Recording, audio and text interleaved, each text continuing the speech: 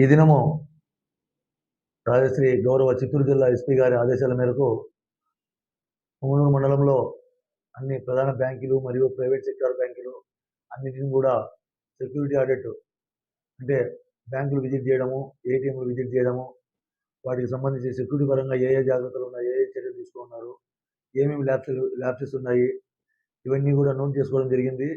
వీటన్నిటిని క్రోడీకరించి జిల్లా ఎస్పీ ఆఫీసు గారికి పంపడం జరుగుతుంది. అక్కడి నుంచి ఆదేశాలు వచ్చిన తర్వాత బ్యాంకర్స్ నోటీసులు ఇవ్వడం జరుగుతుంది.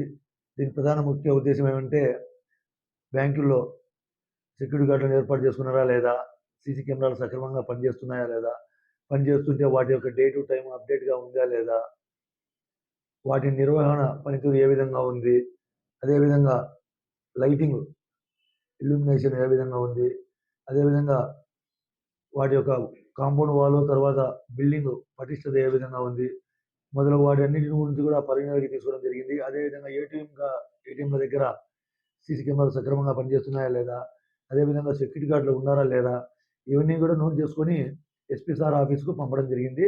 తదుపరి ఆదేశాల తర్వాత వారికి అందరికీ కూడా నోటీసులు ఇవ్వడం జరుగుతుంది.